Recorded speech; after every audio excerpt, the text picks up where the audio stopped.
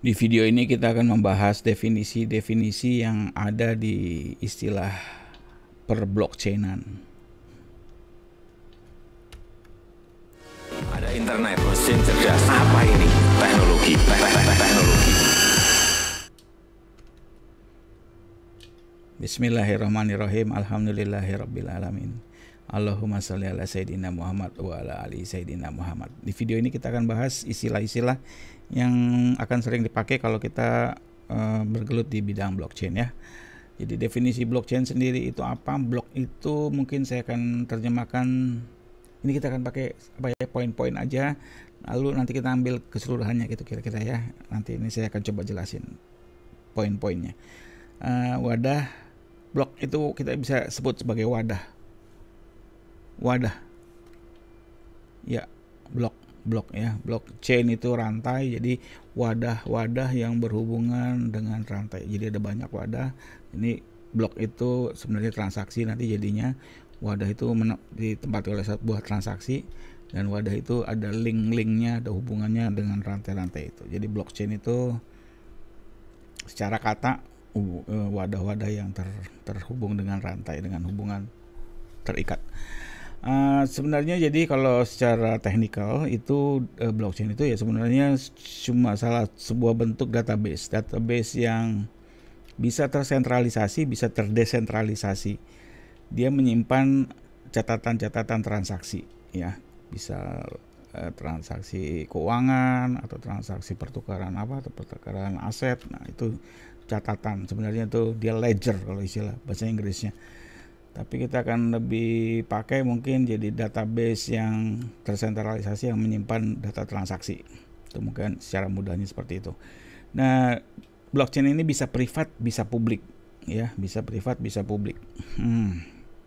Artinya apa? Privat itu bisa dimiliki oleh sebuah instansi dan nggak bisa diakses oleh orang umum, atau juga publik. Nah, bisa umum, semua orang bisa mengakses selama dia punya teknologinya, mungkin dia punya aplikasinya, dia punya akses, dia bisa mengakses data di blockchain tersebut.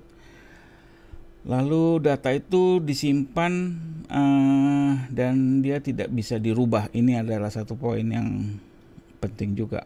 Jadi dia tidak immutable istilah bahasa Inggrisnya, dan dia jadi satu kelebihan, satu keunggulan karena dia nanti akan lebih gampang tracking macam-macamnya. Jadi orang akan lebih percaya dan lebih aman karena datanya sendiri tidak bisa dirubah. Sebenarnya bukan nggak bisa dirubah, artinya kalau ada perubahan maka datanya itu, database-nya itu akan rusak dan akan ya hancur dan jadi korup dan jadi tidak bisa terpakai lagi dengan benar. Pasti akan ketahuan kalau ada perubahan. Dan keamanannya karena hal tersebut maka keamanannya akan jadi lebih tinggi dibanding pencatatan yang biasa. Lalu ada algoritma konsensus. Jadi untuk sampai bisa dicatat itu ada kayak kesepakatan. Nah, itu yang kita sebut dengan konsensus. Misalnya satu pencatatan transaksinya harus ditandatangani oleh pihak A dan pihak B. Maka kalau sudah secara digital ditandatangani digital oleh pihak A dan pihak B, maka catatan transaksinya akan tercatat. Nah, itu adalah konsensus. Jadi blockchain itu harus punya ada konsensus pencatatannya. Dan manakala ada kesalahan, harus ada juga kayak algoritma yang memeriksa kalau tidak ada yang tidak benar. Itu masalah konsensus. Lalu database-nya juga seringnya menggunakan kriptografi. Jadi di encrypt, dia kayak disembunyikan, tidak mudah terbaca oleh orang ya. Jadi harus ada kuncinya untuk membacanya. Jadi hanya pihak-pihak tertentu saja yang bisa membuka data tersebut ya, yang diberikan akses. Dan umumnya database ini ada di network yang peer to peer. Jadi terdesentralisasi, jadi peer to peer. Nanti kita akan bahas sendiri itu masalah peer to peer. Jadi kalau secara kata-kata maka saya rangkai dari poin-poin tersebut. Jadi blockchain adalah metode penyimpanan transaksi data menggunakan algoritma konsensus yang disepakati bersama ke dalam sebuah sistem peer to peer dan tidak dapat dirubah oleh siapapun. Ya, kira-kira itulah blockchain. Lalu berikutnya ada Bitcoin. Nah, ini paling seringnya orang rancu dengan Bitcoin dan blockchain. Jadi mungkin analogi yang sederhana, ada kalau Anda sudah biasa pakai internet akan tahu apa itu Google dan apa internet. Jadi beda antara Google dengan internet. Google itu sendiri adalah instansi ya, perusahaan yang bergerak di bidang teknologi, dan internet sendiri itu adalah teknologinya itu sendiri gitu. Jadi Google ada di internet, tapi internet itu bukan Google, beda gitu. Nah, jadi mungkin itu analogi yang paling sederhananya kalau saya mau menjelaskan Bitcoin dengan blockchain. Jadi Bitcoin adalah sistem, dia sebuah cryptocurrency, bisa dimaksud sistem keuangan. Jadi pencatatan uang yang dibuat dalam format blockchain ya. Jadi dia khusus transaksi keuangan gitu. Nah, Bitcoin itu melepas ketergantungan pihak yang nggak berkepentingan di dalam transaksi. Jadi itu apa namanya, filosofi dasarnya.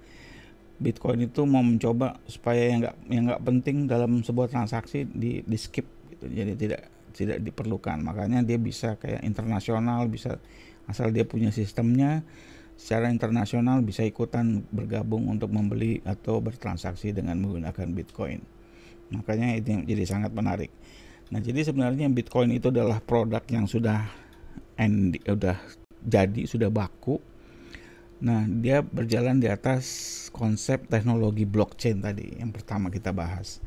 Jadi sistem database-nya terdesentralisasi dan menggunakan kriptografi, dan tadi ya sudah kita bahas di poin yang pertama. Dan terus poin yang berikutnya, pencatatan itu dibantu dengan miners. Nanti kita akan bahas apa itu miners. Jadi miners ini adalah orang-orang juga yang bertanggung jawab untuk memeriksa kesahan daripada sebuah transaksi. Nah, waktu 2021 saya nggak ngikutin sih, tapi ada 20 jutaan Bitcoin. Jadi ada limitnya. Dan kalau nggak salah sekarang tuh udah 700-an ya US dollar satu Bitcoin kalau nggak salah ya, satu Bitcoin. Makanya biasanya dibelinya pecahan gitu kalau mau receh. Jadi nilainya sangat tinggi dan itu sudah sempat naik turun, dan itu jadi kayak orang suka berspekulasi main untuk menjadi untuk cari kekayaan dan keuntungan lewat transaksi Bitcoin ini. Bitcoin sendiri memungkinkan penerima pembayaran terkonfirmasi dalam 10 menit ya, itu transaksinya 10 menit. Jadi luar negeri ke lokal bisa dikonfirmasi, misalnya dari luar negeri, dari Amerika ke Indonesia 10 menitan sudah bisa dipastikan confirm, transaksinya sudah bisa valid. Dan sama menggunakan kriptografi.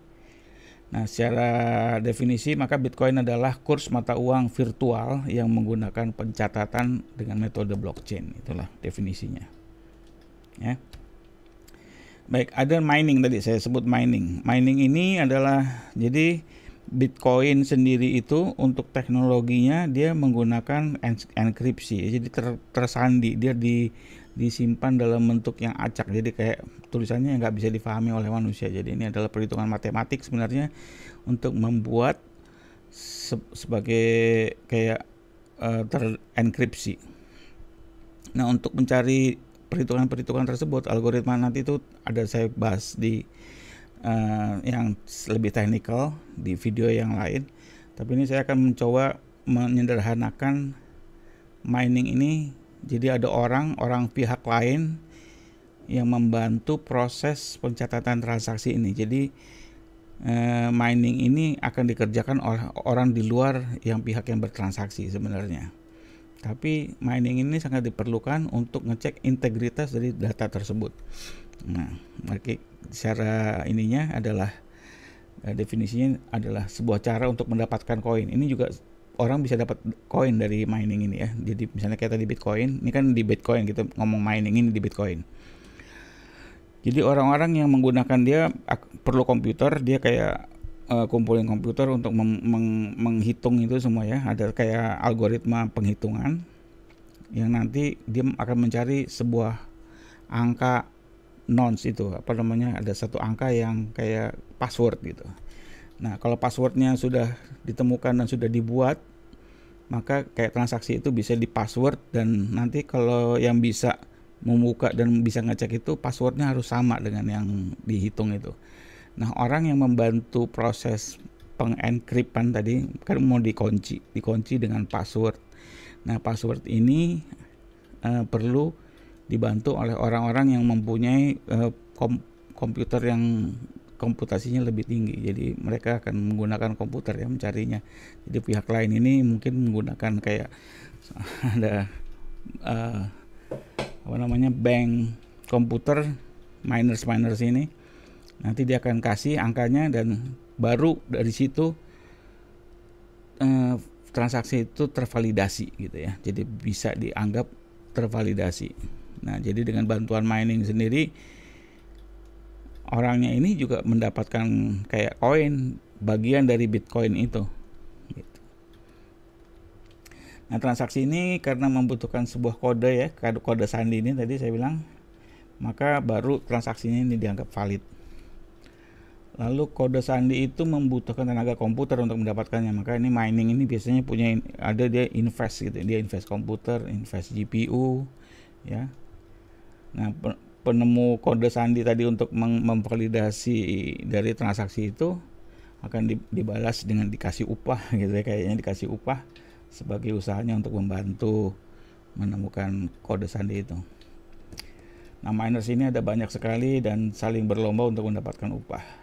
Nah, mining adalah sebuah kegiatan, adalah sebuah bagian dari proses untuk merekam sebuah transaksi ke dalam blockchain, ya. Jadi ini penting diketahui, ada mining. Nah, konsensus itu apa? Konsensus itu kan adalah kesepakatan, tadi saya sudah bahas. Nah, kesepakatan ini nanti akan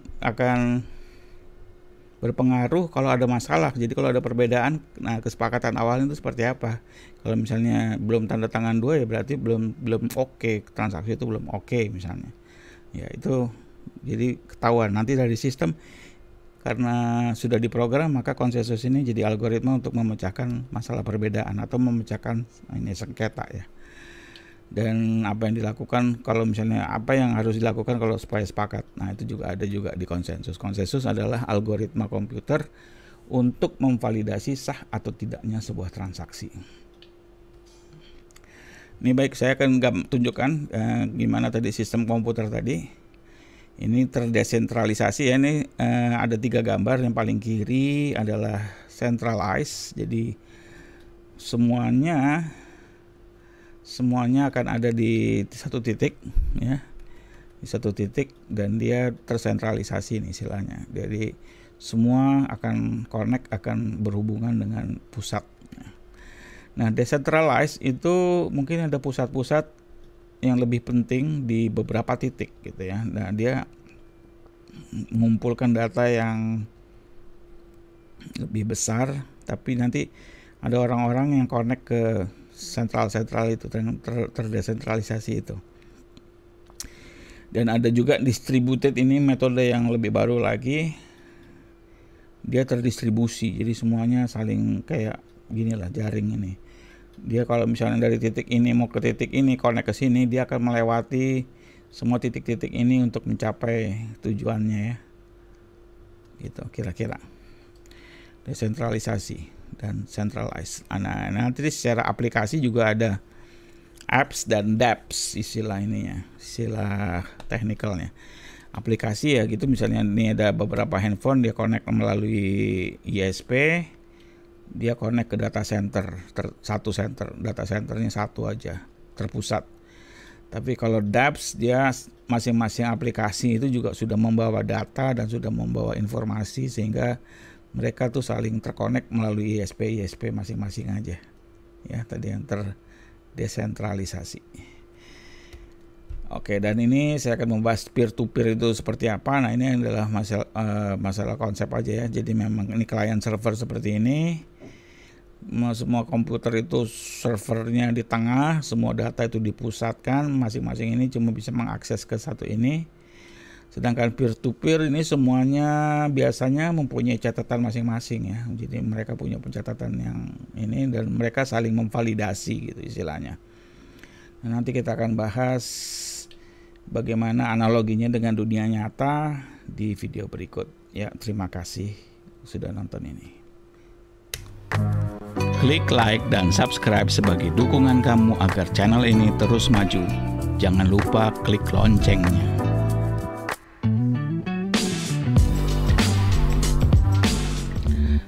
Kalau kamu pengen belajar kecerdasan buatan tapi bingung mau mulai dari mana, kamu bisa download aplikasi Trampil, TRAMPILL di Android. Itu ada di Play Store. Kamu download, kamu bisa lihat urutan-urutan belajarnya yang baik dan benar itu urutannya seperti apa. Karena di situ bisa pilih berdasarkan minggu, topik, dan subjek yang kamu pengen kuasain. Lalu, kamu juga bisa ikut grup WA, ada grup WA. Kamu bisa daftar dan join dengan klik link yang ada di deskripsi di bawah ini. Oke? Ikut ya, join situ.